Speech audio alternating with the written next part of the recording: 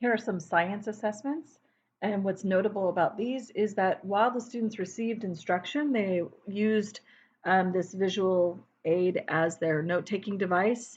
And like in anatomy classes, using colored pencils to identify different parts and or cycles and labeling their notes as they go. And then when they were assessed using the same template, but this time in place of the words were blanks that they had to fill in so that they were studying um, the material in the same way that they will be assessed. And that's a difference from going from maybe studying like this and then going on to a multiple choice exam, which maybe they would be able to do later as they've developed more vocabulary. Again, taking notes, using colored pencils, and labeling a cycle.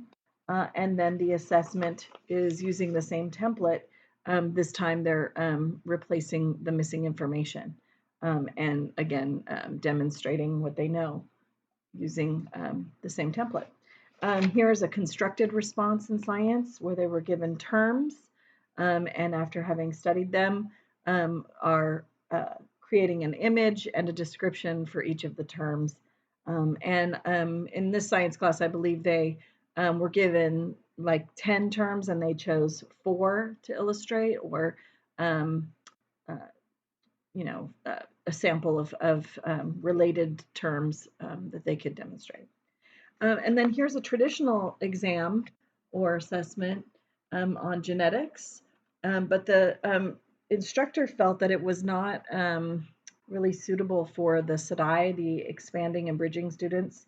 And so he went through and created a couple of um, uh, things like academic terms and explicit biology terms are in bold so that they know and recognize them as they encounter them. And so this is a test that he made some adaptations to and modified a few things. All right, and so you can even take a test that's maybe assigned and make assessments and modifications. For projects in science, some of them are straightforward, like creating a flow chart or constructing something. So constructive or project-based assessments are always useful. And here's one that has a guide. Also provided for students is a grading rubric, which is always good to go over a grading rubric for projects so that the students know what their expectations are.